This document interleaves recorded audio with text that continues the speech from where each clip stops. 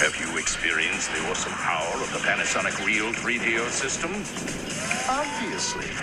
Presenting 3DO, the most advanced home gaming system in the universe. It's time to put away your toys. 3DO from Panasonic, Gold Star, and Creative Labs. A new low price and free games. Mind-blowing graphics of Panasonic Real 3DO. 3DO.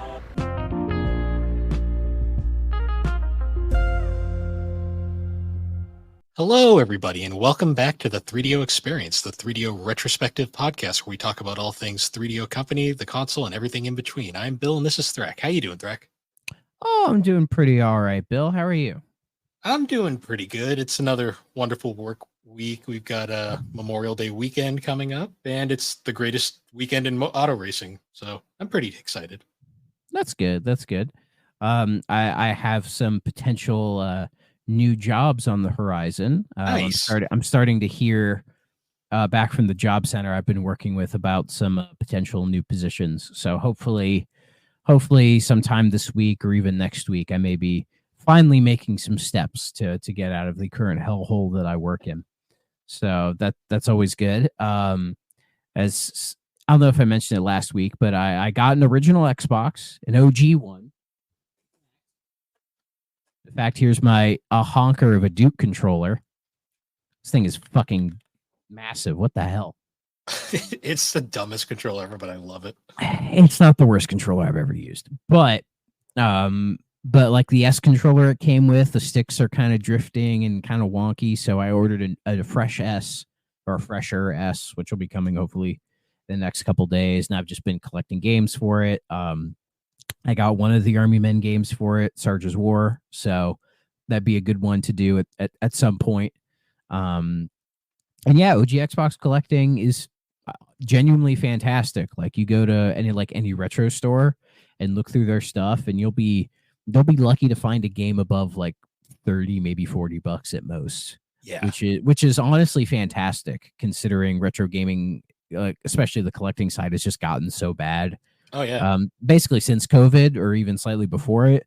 But the OG Xbox has stayed, with the exception of a handful of games, has stayed relatively down there in value, which is fantastic. Like the other day, I grabbed a stack of stuff and I paid like $1 for, I think it was Madden 07, which is a good game. I think it was one of the few good Maddens during that era. And they had one OG Xbox game behind like the glass case, and it was $30. It was Evil Dead's Fistful of Boomstick. I've heard that's one of the better Evil Dead games.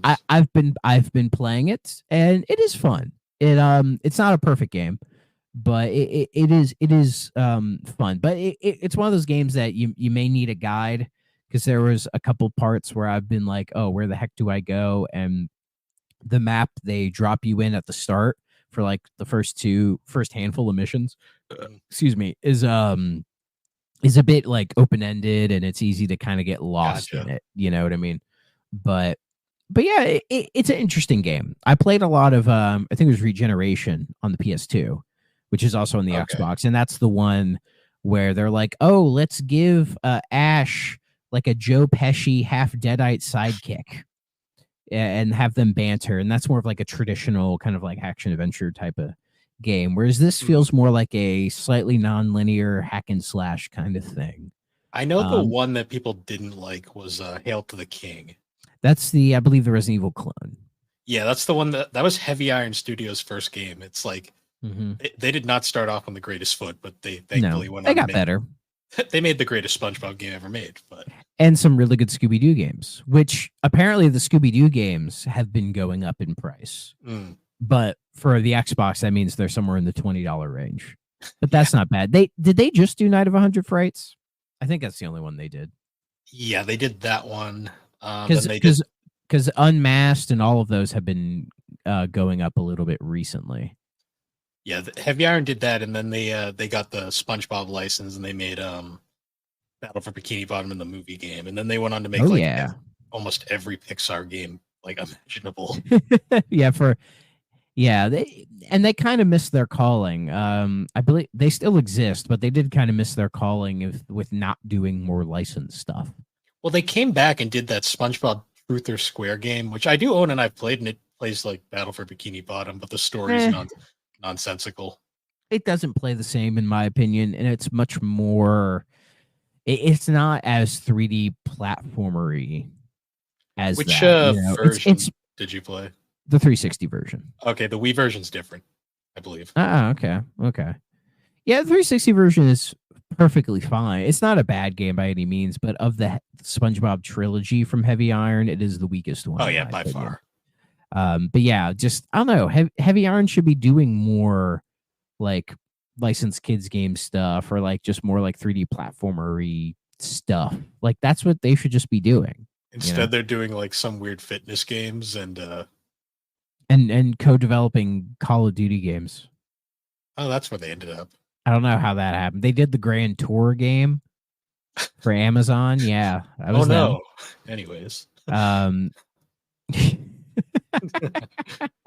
apparently they did a different version of the Toy Story 3 game, but not the version that we got from Avalanche. oh yeah, they had a They pitched concept. a different one. Yeah. So anyway, yeah, they did Night of 100 Frights, and then Artificial Mind and Movement or Behavior Interactive did the other two. Mystery Mayhem and Unmasked. I'll never. That's one of my favorite studios ever. They were Behavior, then they were A2M, and then they went back to Behavior when they realized what A2M stood for. Yeah, and now they just do Dead by Daylight. That's all they do now. And if you look at good for them, I guess. Yeah, because if you look at their like list of games that they've done, it is long, and it's a lot of like random licensed shit. So they made Bugs Bunny Lost in Time, and that's a fucking masterpiece. They did. They made Staff of Kings, the Indiana Jones Staff of Kings, Secret of the Stolen Drums, the Carmen Sandiego game, but some Kim Possible stuff. That Teen Titans game. Yep. Back in the PS2 Xbox days. The Ed, Edd n Eddy game. Oh, the Misadventures. Yeah. I played that. They did the PS2 port of Mercenaries 2. Oh yeah, they made Wet. That was them. And it supposedly was one of the supposedly that I believe that was one of the games that got Matt McMuscles fired as a tester. Yeah, I've heard that story, and the game's perfectly fine. It's trying to be more than it actually ends up being, but I've played far worse than that. They did Naughty Bear, which yes, they God did. Fucking damn it, I need to play that game. So I have it, and I played the demo when that came out, and I was like, this game is so fucking ridiculous, but I just need to. That's a gap I need to close at some point in my life, But yeah, like Scalar as well. Oh yeah, I need to play Scalar. I need to play all of those platformers from that era, like all of them. So like eventually I need to do all these Scooby-Doo games. I've played a bit of Night of 100 Frights. If I remember, I wouldn't use the term Metroidvania, but it is a bit non-linear, and that it's like you return to the areas, kind of. Yeah. But yeah, that's a fine game. But OG Xbox collecting, a lot of fun. There's still a couple. There's surprisingly a lot of retro stores around me, and I need to still go to a couple more just to see what they have. Because I haven't bought. There's only one game I bought online, and that was because Macari gave me a $20 off coupon for using the app. So I bought a pricier one. Predator Concrete Jungle has become pricey, so nice. I used the $20 off to get a good deal for it. It still hasn't shipped yet, but so speaking of game collecting, I finally ended my game collecting break. So you got some money, so let's spend it. I didn't spend much. I saw your stack. It wasn't nothing there seemed too bad. It was so I was mostly looking for racing games, which I got Sega Rally Revo, which I've heard really good things about. The one on PS3 and a couple other smaller ones. I found Test Drive Unlimited on PSP. I'm really curious how it plays on that. But then as I was leaving, they had a bargain bin that was just full of like $5 games. And I looked in, and right on top, it couldn't have been more perfect. It was literally Haze, Lair, and Too Human, and I'm just like, Oh, it's the holy trinity of shit. I That's need a- all three of them. such a very specific window in time when all three of those games came out like the same time, didn't they? Lair was the launch title for PS3 that was hyped to shit, and then it Was came it a out. launch title? Oh yeah, because it was supposed to. It showcased the 6-axis and how revolutionary it was gonna be. Oh, fucking Christ. It came out August 31st, 2007.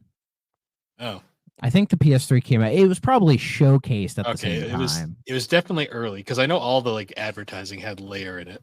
Yeah, let's see. Yeah, Haze came out in 2008, and that was Free Radical Design. Those are the Time Splitters guys, right? Yes, Haze was Time Splitters, guys. That was the game that was hyped up as the one of the mini games. The in Halo Killer. Yeah. Yeah, that didn't work out too well. Wait, didn't Free Radical do Second Sight, or They was might. that was a different team? Because I've been playing a little bit of Second Sight because I have that on Xbox. That game is really cool. It says Free Radical did it, but it was published by Codemasters. So I always remember that's a cool game. I highly recommend. See, I always remember Haze because like they got like Korn to like advertise it for some reason. They don't fit with the marketing. Yeah, that was Free Radical. Layer was the one that saddened me because that was Factor 5. You know what the worst part about that was? They were making another game that looked so much more interesting.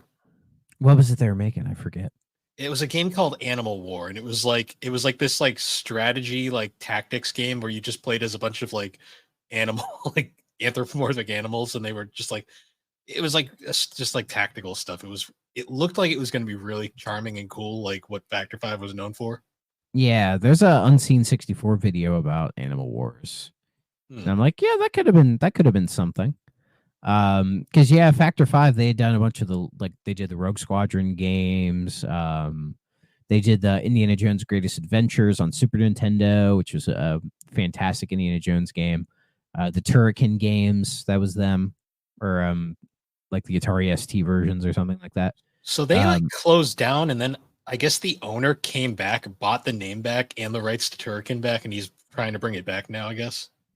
Well, good for him. We'll see what happens. But yeah, Factor 5, it was such a shame because I really enjoyed their stuff. You know, like growing up with the GameCube, the Rogue Squadron 2 and 3 were some of the must-have games for that system. And then fucking Too Human. That was also 2008. Which is hilarious because that game started development on PlayStation. Yeah, fucking Silicon Knights. What a mess. That game is like the basically like that game was like Dennis like Dinek or whatever the hell his name was. I think Dennis Dyack. Dennis Dyak's Duke Nukem Forever. Is he a piece of shit? I've heard he's whacked out of his mind. I don't know too much. I don't know too much about him. I've never actually looked super deep. All I know is like the whole like suing Epic for faulty code and then Epic suing him back and getting his games taken. Was that during Too Human? Because there's that lawsuit around Too Human. Yeah, it was Too Human and X-Men Destiny, another piece of shit game. Oh yeah. And that's the thing. They did let's see, they did Eternal Darkness, which is a great game. They did the Twin Snakes GameCube remake of MGS1, which is good. It gets a bad rap, but I like it. Ironically, the most controversial part of it isn't even their fault. It's Kojima. Kojima wanted. Yeah, they also did Blood Omen Legacy of Kain. Yep. And then Crystal Dynamics stole their franchise from them. Yeah.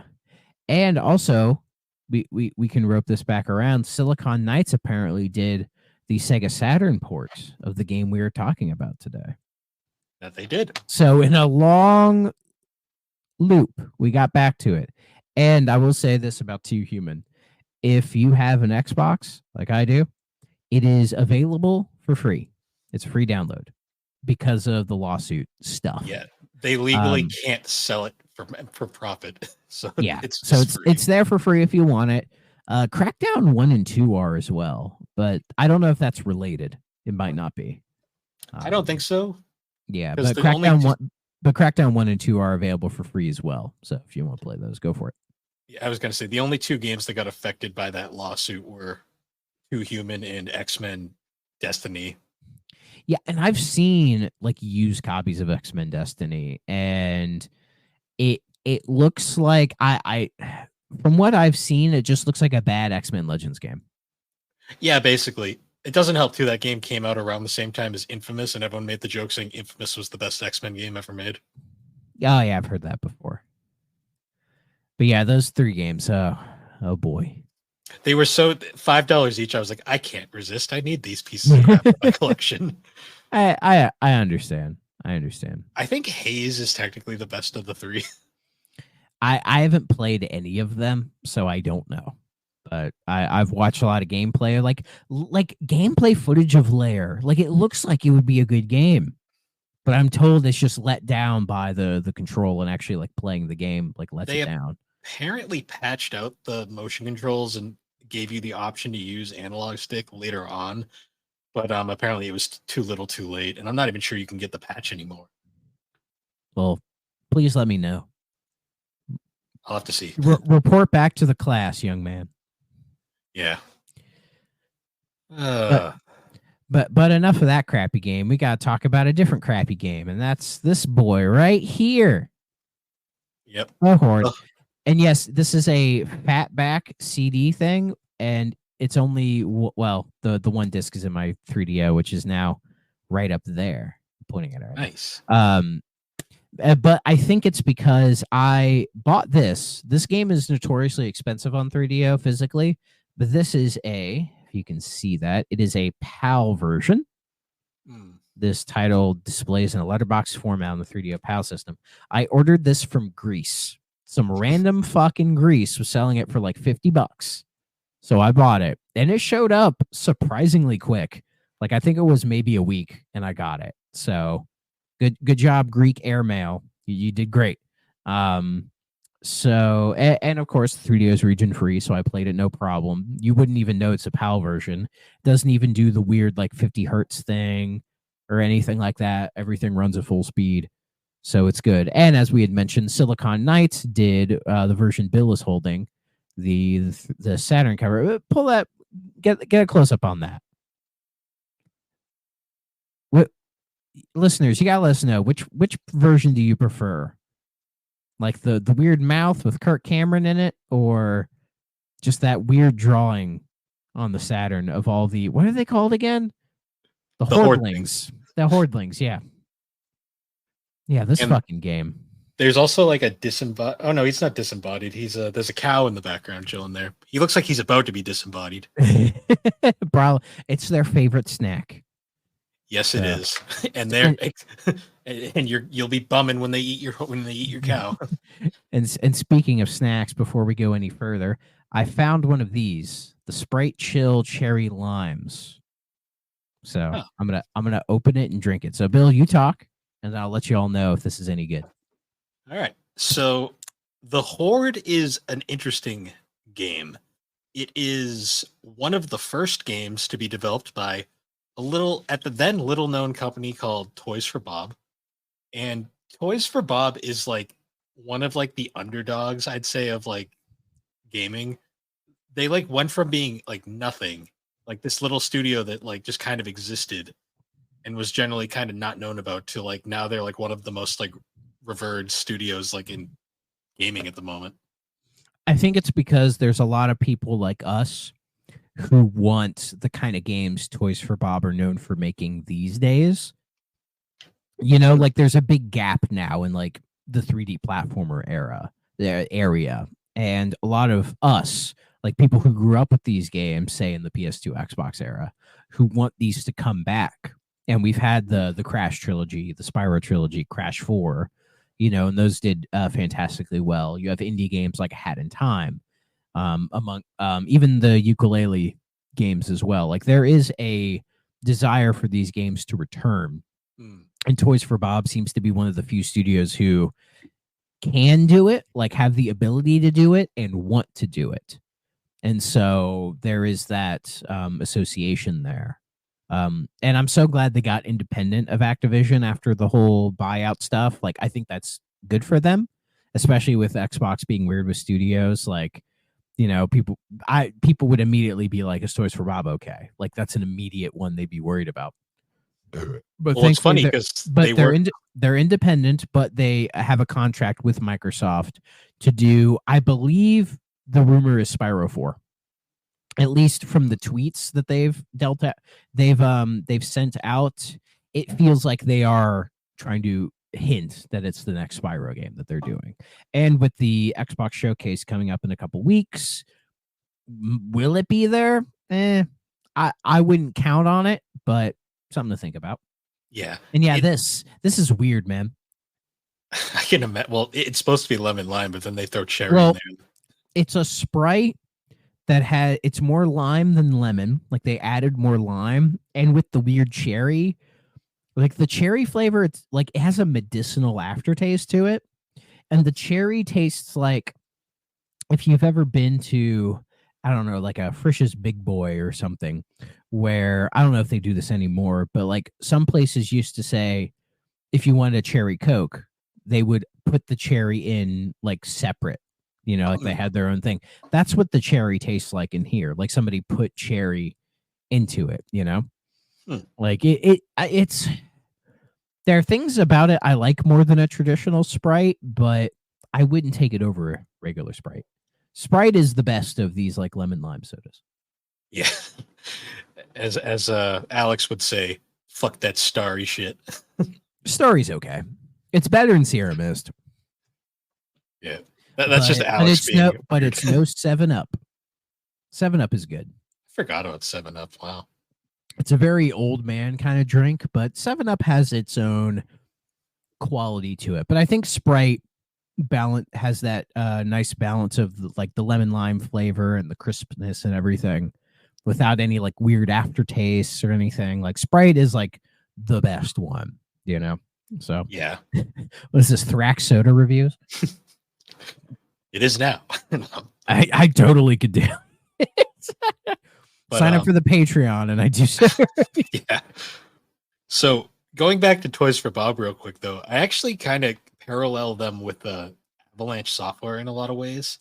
Like, yes, I could see they both literally suffered the same fate and resurrection where they were both literally closed by their owner and just to like reappear like a month later, like completely independent. I mean, yeah. And Avalanche, which Avalanche are we talking about? Well, like Avalanche, the Harry Potter Avalanche, like tack. Oh, okay. The Disney Infinity Toy Story 3 Avalanche. Yep, cars, okay. Video games. Gotcha. What the fuck's the other Avalanche do? Are they the ones doing that Wonder Woman game, or is that the one we're thinking about? Why the fuck are there two devs called Avalanche? God damn it! It's like how there's two monoliths. Well, one's Monolith Soft, and the other's just Monolith. You know what I mean? But with Monolith Soft, you could just say the Xenoblade guys. All right? Yeah, so there's Avalanche Software. That is the one we're talking about. Then there's Avalanche Studios, and they did like the Mad Max game, the Just Cause games. They're working on Contraband. Those guys. Very different studios. It's like how there was like 3 different like studios named Climax for a while there that were all kind of related, but were different studios technically. Yeah, I think I remember reading about that. It's so fucking weird. But yeah, Toys for Bob, you can't mix them up. Nah. What's weird about Toys for Bob was they were kind of like this like unknown entity for like the early part of their career. Like a lot of their games that they are known for, we'll probably get into it more because we'll definitely probably talk about Toys for Bob in depth in another episode. A lot of their early games, like they didn't even really get credited for. Yeah, and like a lot of people would probably say their best game is a game called Star Control 2, which is a completely different game than what you would expect someone like them to make. And a few people I know who know about the 3DO have talked very highly about Star Control 2. So that'll obviously be in a future episode. They also made a side-scrolling platformer, like kind of getting into their earlier platforming days, called Pandemonium, which most people think Crystal Dynamics made. Well, they published it, and I believe Crystal Dynamics published all their early stuff. They did. Crystal also made the sequel, which is where the confusion comes from. Yeah, and if you see, there is the Crystal Dynamics logo right there at the top. So they did publish the Horde as well. So it's kind of connected. But you also look on the back and you can't find like anything that says made by Toys for Bob. I'm looking, man. Like I looked all around the Saturn case. Like they don't even really have like an opening like title card. Oh yeah, they didn't. Because their logo wasn't introduced till like 2003. So do you think Crystal Dynamics owned Toys for Bob for a little bit? I don't think they own them. I think they just had like they were kind of like Toze, where like they just don't use their name on anything. Yeah, it must have been, because even looking through the manual, like I don't even see like credits in the back. Shockingly enough.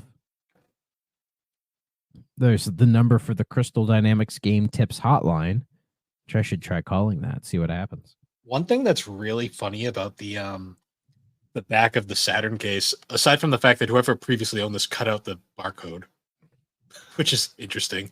That's surprisingly common.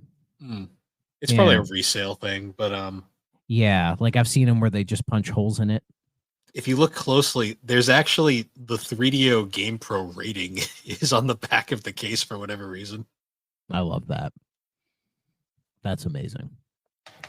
So yeah, Toys for Bob might have been, as you said, like to say, one of those weird like ghost studios that didn't have an identity for a while, and maybe their close tie with Crystal Dynamics kind of just allowed them to sort of just kind of exist in this weird sort of spot. You know what I mean? Yeah, I mean, because to be fair, most people, the first time they ever heard of Toys for Bob was Skylanders. Yeah, and they had existed for many years before that. I mean, hell, they developed I think one of the more like notable cult classics from the PS2 era, a game called Disney's Extreme Skate Adventure, which is just Tony Hawk but with Disney characters. And I played it. Bill, did you play it? So I played that one, and I played the awful one that also was a sports game, not made by them, with the weird Rastafarian announcer. See, I don't know what the one you're talking about there. That's for the better, because it's awful. Fair enough. Is terrible. Yeah, because Extreme Skate Adventure is just like the Tony Hawk like 3 engine, but you're like Buzz Lightyear in Andy's room. And of course, all of us were like, oh, hell yeah, give me that. Yeah, there was still a super fun game. And there's like kids in it. Like they did some weird contest back in the day where like, I guess they had just had a bunch of kids who were skaters could be in the game. And so when it's like, oh, you could be, do you want to be Woody or Simba, or do you want to be like Sarah? Like, who the fuck is Sarah? You know, I wonder where those kids are now. Yeah, they're hanging out with the Station Invasion kids. There has to be a YouTube video of like one of those kids making a YouTube video about their involvement in the game, right? There has to be by now. You'd hope, but you never know. Yeah. Things. Come on. Please, somebody, let me know. Yeah. So yeah, Toys for Bob. Great fucking studio. We love them. We love Toys for Bob.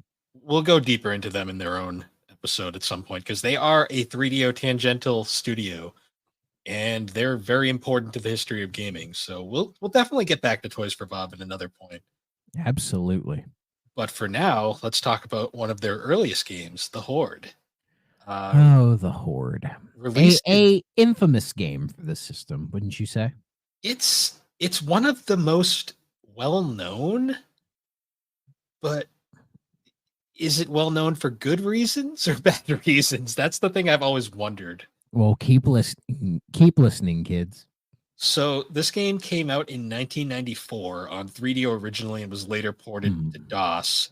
What a good year that year. Yeah. I wasn't alive. I became alive. I was conceived. There's that. It was conceived probably 93. I did. And this game also came out on the FM Towns Marty. Oh, good. I'm good. Our Japanese listeners can hear about their favorite FM Towns game. Yep. and the Sega Saturn in 96, which is probably the most common version of it now, oddly enough. Yeah, probably. It's weird there's not a PS1 version of this. Yeah, it is. I guess I think Crystal Dynamics had a partnership with Sega initially because there was a ton of Crystal games that got sequels. Like there were originally 3D games and they got sequels on Saturn only. That is true. Like Total Eclipse had Solar Eclipse, and then Off-World Interceptor also had a sequel on a Saturn as well. Yeah, very very strange. Very strange. So describing this game is interesting. It's like a weird hybrid of strategy meets hack and slash meets city builder. As I call it, Kirk Cameron's Minecraft. Yeah, kind of. It's one of those. So we should get that out of the way. So as you can see right here, you play as Chauncey. Chauncey, and he's played by Mr. Kirk Cameron right here.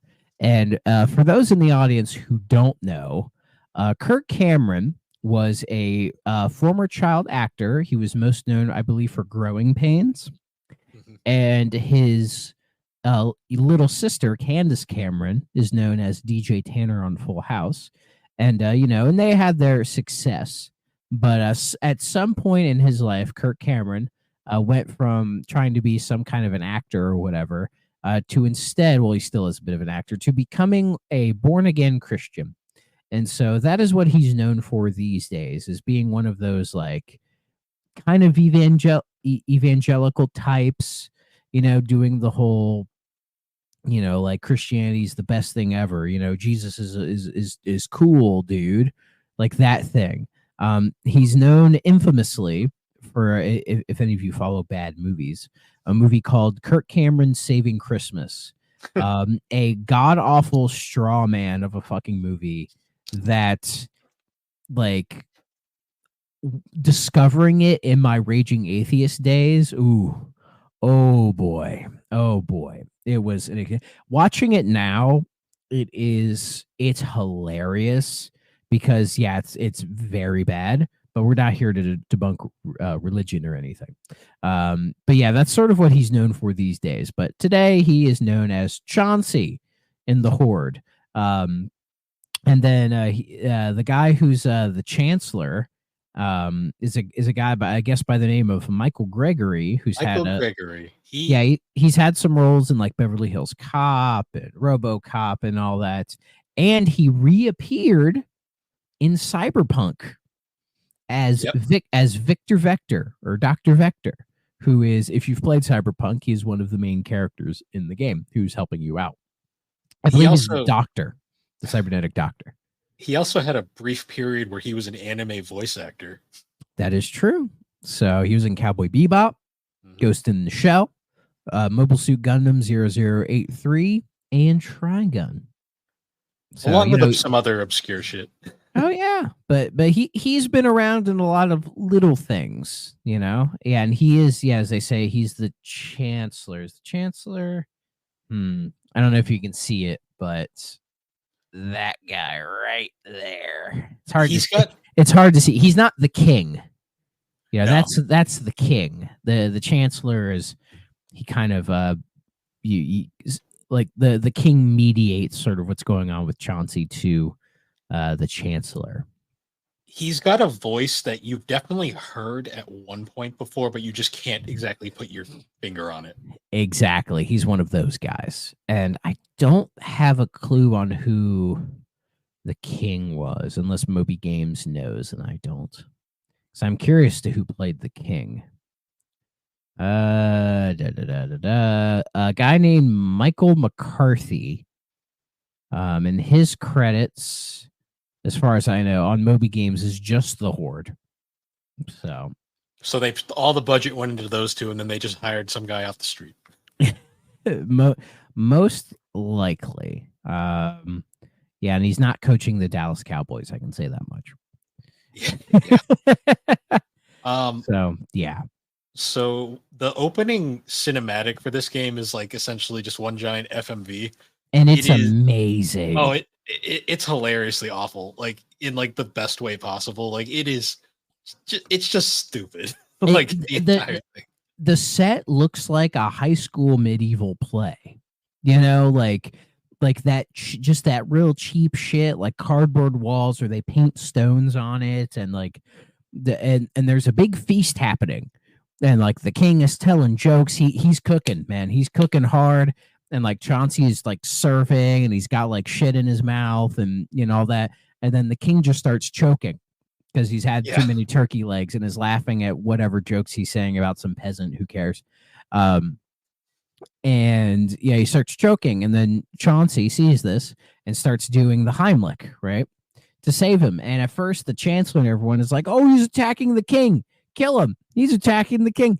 And but Chauncey saves him just in time for them to like peel him off, and it looks like they're literally about to stab him. And then the king's like, "What the hell? He saved my life! What do you mean? He's not trying to kill me." And as his reward, he gets a chunk of land to tend after. But that land is being constantly raided, like once a season, by the main enemies in the game known as the Hordelings. These weird little red creatures that just eat everything. I don't know. They're evil, man. You know, I mean, they're red. They're freak. They're like shitty gremlins, basically. You know, like it's the obvious, I think, inspiration for them. And so, yeah, and so that's the game where you have to build up your town, or the town kind of builds itself up. You're just kind of like maintaining it and trying to, you know, build up fences or whatever to defend it. And then you get a certain amount of time to do that. And then the Hordelings come and attack, and then you have to kill them. And then when you kill them, you sort of, you know, you get tokens for like how many crops you still have. And basically, you know, you build up your currency kind of thing. And then you just keep repeating that process. As far as I know, it's ad nauseum. There might be an endpoint in the game, but I didn't play it that far. Remember, though, you need to make money because you have to pay your taxes. Yeah, every year, because you get 4 seasons for every year, and the taxes keep going up, and they always give you some bullshit excuse. So, but to be fair, your money increases as the taxes go, and you always know how much you have to pay. So it's never like thrust upon you. You always know it, so you can keep track of it with your finances. Because the further you get, the more money you have, and at the end of every year, you can buy upgrades for stuff, which is really nice. And you'll occasionally get some extra cutscenes and all this other stuff. And if anything, it feels like a tower defense game. It's weird. It's like tower defense, but it like the hack and slash elements. It feels like. It reminds me of The Sims too, Sim City, I should say, to a degree. Yeah, a little bit. It has like a Sim City thing, a tower defense. I jokingly threw Minecraft in there because, you know, it's like after a certain amount of time, like the monsters come and you have to fend them off. Like you're building up your settlement, like basically Minecraft survival mode, you know, original Minecraft. Yeah, it's like this weird hybrid where it's trying to do a lot of different things at once. And I think it's very ambitious for what it's trying to do, but I don't think it really sticks the landing. You know, like Yeah, I totally get why this game is notable, right? Because it's so like the FMV stuff is so corny that you're not going to forget it. And it's like, is that fucking Kirk Cameron? Right? And then you play the game and his sprite looks nothing like him, which is great.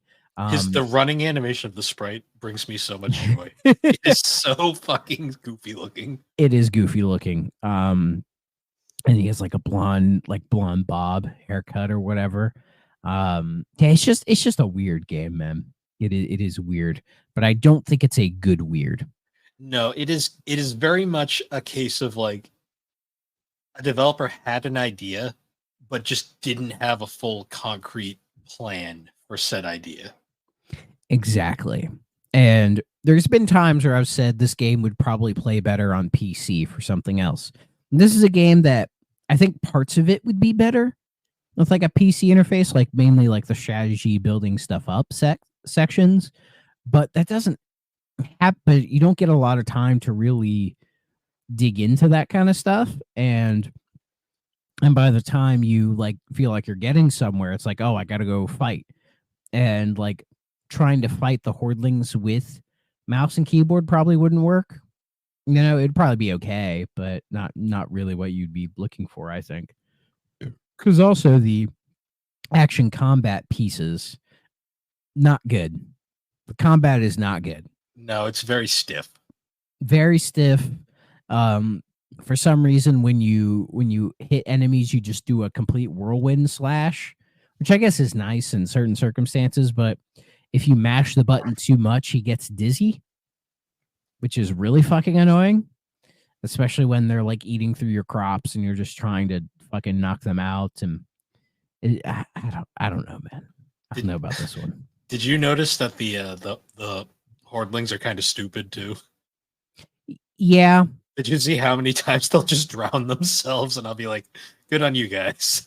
Yeah, and I would try to set up like defenses specifically that they would like, because I'm like, oh, they keep spawning in this specific area.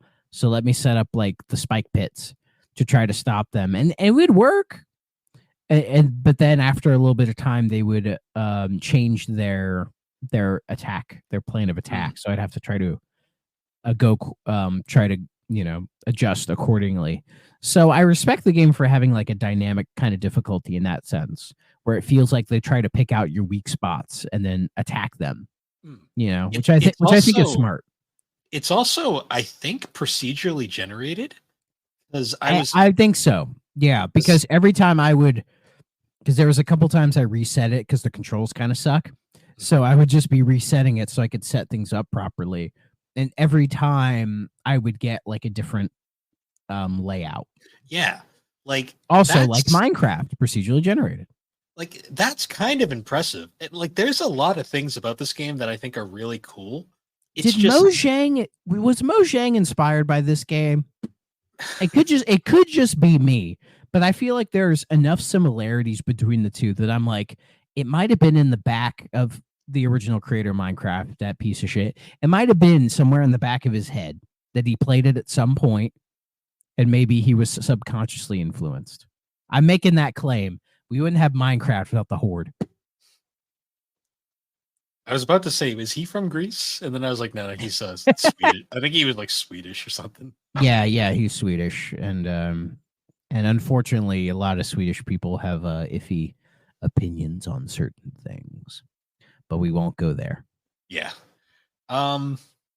Maybe you're right. I don't know. I don't know. It's just a thought I have. So also, if anyone's wondering, graphics wise, it very SimCity 2000s ish, like isometric, kind of like a theme park as well. Like very simple. It looks fine, but it's nothing groundbreaking.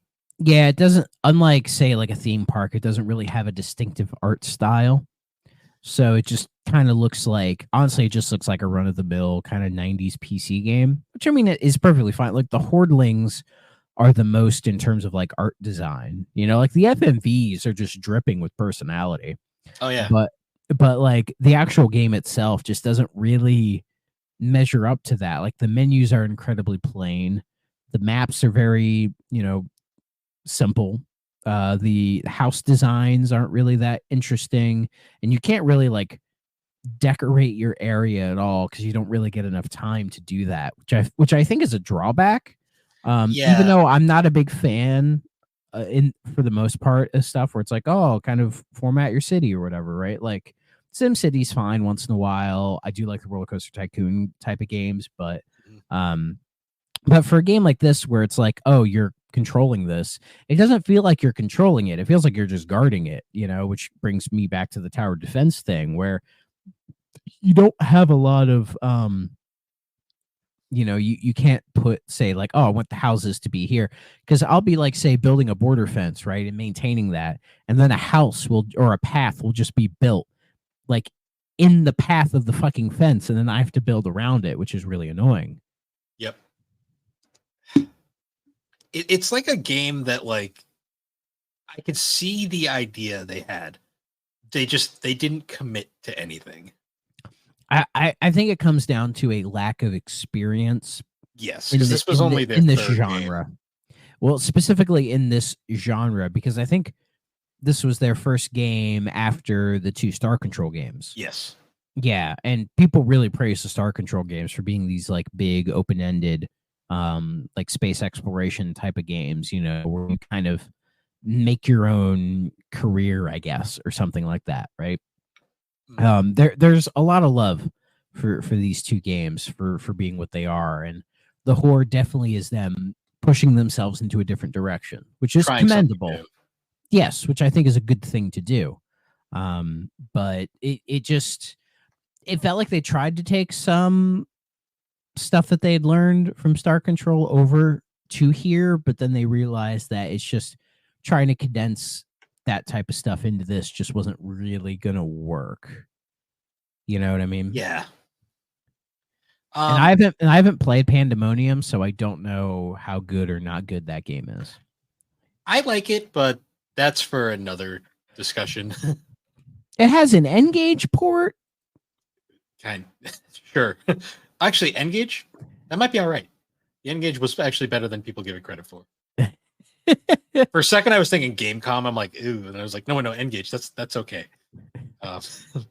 Join us in the future for our N-Gage podcast. I'm still looking for one of those. I don't own one yet. Every once in a while, I glance and I'm like, do I do it? Because I see it. They pop up on eBay more often than you'd think. See, I don't want the. And then I go, do I? The thing with me is, I don't want the talking. I don't want the talking taco. I want the redesign model. I mean, I part of me kind of wants both. True. Well, I mean, to start, I want the QD just because it's better. Yeah, I'm told that is a much better model.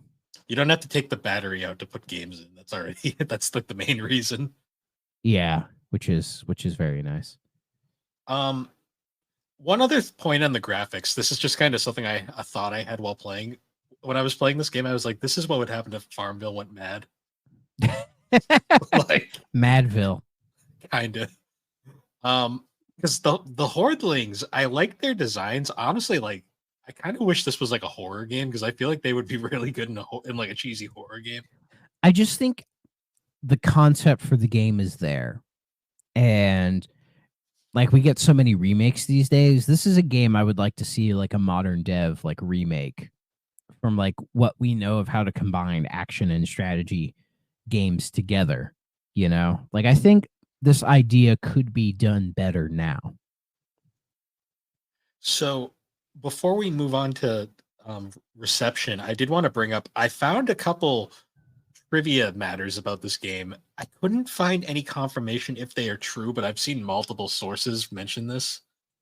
Apparently Jim Carrey was supposedly gonna be the original actor to play Chauncey at one point. I could see that. He had 2 choices. It was either he signed on this or he took an incredibly risky movie deal. He took the movie deal. Yeah, because it was around that time. Like I think In Living Color, I don't think it ended yet, but I think his stint in Living Color had ended. According to this, the said movie was Ace Ventura. So I think he made the right choice. Yeah, I was looking it up, and it was like, Ace Ventura came out February 4th, 1994, and then the Horde came out March 8th. So yeah, it would have been around that same time. Speaking of mildly controversial figures, apparently Michael Richards was also supposedly involved with this game at one point. Oh man, God, man, it was either that or Seinfeld. No, so apparently the reason wasn't Seinfeld out at this point? Yeah, he was already, and that's what he was known for at the time. Yeah, before his unfortunate incident. Well, that was quite a few years after this. Yeah. I watched that South Park episode last night, so that's why it's fresh on the brain. He'll never live it down. No, he won't. No, neither will Randy. But no, but not to get too off topic, but I think Jerry Seinfeld is starting to have his own downhill slope recently. I'm sure. Um, Have you seen stuff for that Pop Tarts movie? I saw like a clip of it. And I went, nope, I'm good. Because it's clear to me, I'm going on a tangent. It's clear to me that him doing this Pop Tarts movie is him trying to be a response to like the Barbie movie, which says to me he totally misunderstood why the Barbie movie exists. And him trying to be like, oh, comedy's getting to what's the deal with woke comedians or whatever, right? He's going down that road, and it's like, bro, you're like one of the most milquetoast comedians of all time. Like people would have considered him woke at a certain point in his life, and I think he is the unfunny part of the thing he's most known for, Seinfeld. Well, like I don't know. He's not why Seinfeld is funny. Nowadays, I think the thing he's most known for is the B movie. I'm not gonna lie. I don't think some people realize that's him. True. That's true. Yeah. And he did that like weird commencement speech where he was trying to do like riffs on like Frankenstein at like a college commencement speech, and it's like, bro, like this isn't the place to try new jokes. But I thought that was like, oh, that's just dumb. I don't know. Jerry Seinfeld always rubbed me the wrong way, but he's no, I don't know. That's a show that works as an ensemble cast anyways. Like you need all of them. It's a great show, but I think why that show is so funny is Mr. Larry David is why it's funny, because if you watch Curb Your Enthusiasm, you see the obvious connection. And the Curb Your Enthusiasm Seinfeld reunion episode is fantastic. True. So tying it back to the Horde now, somehow, reception wise, this actually kind of surprised me. This game was pretty well received overall. I guess for the time, like looking at it now, we can't really see we can't see it the same way I guess people did back in '94, but like this game got like 4 to 5 stars, 90%. The lowest ranking I can see is Famitsu gave it 30 out of 40. Yeah, and I think it was in this era, they could tell it was ambitious and another example of trying to push games forward and do something new. And I think people respected that, and it's adequate. It does what it advertises doing. I find it funny. One of the reviews says it has excellent acting. It sure does. Man, your bar must be really low, my guy. And it says, gameplay combined with twisted humor should make this a winner. I don't know if I'd say it's a winner, but I'll give it credit. It's not a loser. I can say that. It's not a loser. I'll give it credit. Everything functions. Oh, yeah. Like, it's not a game that, like, you're going to just run into cheap bullshit or, like, broken gameplay. It's just a game that's, like a lot of 3DO games we played, is unfortunately kind of dated. I will say, I think some of the hit detection and the actions bits can be off, especially when you start getting, like, the big hordelings, the ones that take, like, 10 fucking hits to kill. Like, those can be a pain in the ass. And I think when you're doing the management sim sections, setting things up, the controls in that are like kind of bad. Like they're like, I was trying to set up the fence and it was just giving me way too many input error mistakes, setting up the fence, and the game doesn't really doesn't explain the game at all to you. So you need the manual to know what the hell you're doing. It's just that you can like the game doesn't tell you that, like, oh, you can plant trees, and when those trees grow, you can dig them to get some extra money. Mm-hmm. That you need cows to graze, so that those are essentially investments to get more money down the line. The game doesn't tell you any of this shit, so unless you have the manual, you're not gonna know any of these like little things. And that, like, at the end of every year, you have a chance to get upgrades. Like, you can get extra help in defending against the hordelings. You can upgrade the fence to be more of like a stone wall. You can like get all this like kind of weird stuff to help you out. Like, I imagine this game probably has a shocking level of depth to it for what it is.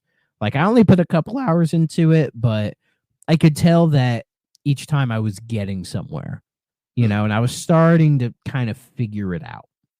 You know what I mean? Yeah. It's I don't want to say it's a bad game. It's just it's very much one of those just kind of time capsule games where it's like I can see why it was big at the time, but nowadays it's kind of it's no longer what it was. I guess it's like the easiest way to say it. Exactly. I put it in the same category as, say, like Alone in the Dark, although this is more functional than Alone in the Dark. Oh, Or, absolutely. What was another one that we gave the similar rating? Hell, I can't remember. Let me look in our archive real quick. I'm actually kind of curious because I know we had another one that we played that we were like, this, I can see why it was good at one point. Oh, Flashback. Yeah. I'd say this is better than Flashback. This is held up better, I'd say. Flashback is just an unfortunately dated game at this point. Yeah, for sure. One other thing before we do, okay, must play, stay away. What were your thoughts on the music and sound? Me. I found it to be just kind of bad. Generic, just kind of generic, like burn, whatever. Like nothing that crazy. Like they didn't go in on the whole medieval music thing, which I thought would have been cool. That would have been a nice little touch. But they didn't. They didn't do that. They didn't do that, and they didn't do something like super outlandish that just makes me kind of like it, like a lot of other 3DO games seem to do at the time. Yeah, because you can uncover. I think even we've uncovered a lot of surprisingly good like 90s jams in these games. I mean, like this is Icebreaker. I still like Icebreaker. Like there's a lot of weird music and like sound design throughout like this era, because it was really when developers finally were able to use CD quality audio. Like that was becoming the standard, so they could really start fucking around and doing like just crazy shit, and this game just doesn't take advantage of that, which is a shame. Nah, it's an unfortunate thing. So I guess now going to must play, okay, stay away. Any memory manager? Well, I played the Saturn version, so there is like a new and load game, but no memory manager. Okay. Yeah, I could save on Saturn, so I guess there's that. Yeah, I mean you could save on 3DO, so. Curious, does that have a rating on it by any chance? Oh, this guy? Yeah. Well, it's the PAL version, so I don't believe so. So they don't even have 3DO's weird rating system. I mean, it might have been in the long box version, but true. The long box NTSC version is very pricey these days. Yeah, it is. It is not worth the money. I can safely say that. Yeah. All right, so must play, okay, stay away. I'm going to go back to this old one we've done before and say respectfully stay away. I'll give it an okay. An okay? Yeah, it's not a stay away kind of game. Like I don't think it's terrible. Like if you want to play it, go for it. There are far worse games to play on the 3DO than this. I mean, heck, if you want to dig into the 3DOs like a library, this is probably one of the games I would probably give you in not the short list, but maybe like a longer list. Like after you play these essential games, then I would say, yeah, go for this. Why not? It's okay. It's a unique little thing. You probably will never forget that you played it, but it won't be a game that you fall in love with. There probably are Horde people out there. There are Horde defenders. There might be some in the comments below, maybe. Yeah, like all those Wing Commander fans that were mad that I didn't like the 3DO version. Well, Wing Commander does have a strong cult following. It does. So thanks to everyone who watched that. That was very nice of you. Yeah, the Horde, it's perfectly fine. It's okay. I wouldn't say it's one of the better games in the library. And when we get to eventually rank or do the tier list for all these games, it'll be fun to put that one somewhere. I'm not sure where it's gonna go. I feel like that one's going to be debated a bit. Yeah. I have an idea of where it will go, but we'll save it for later. Yeah. All right. So next week, well, probably not next week, but the next game I think we should cover. I was thinking maybe we do an easy one and maybe we'll do a fighting game again. Which one you thinking? I was thinking maybe we talk about Street Fighter finally. Yeah, let's do Street Fighter. I think that'd be an easy one. Yeah, make it easy. Yeah, give us time to plan out something else in the meantime. But yeah. So once again, guys, thanks for joining us on the 3DO Experience. You can find the 3DO Experience on all the major podcasting platforms, particularly Apple Podcasts and Spotify. You can also find the podcast on YouTube with video versions, I guess. And you can follow all of our links at linktree/thebarberwhogames, or you could join us on the GNC Podcast Network Discord server where we can talk all things gaming, collecting, 3DO Experience, Geek Addicts, talk gaming, anime, or just general nonsense. And with that, everybody, we will see you all later. Bye-bye. If you're not playing on a 3DO system,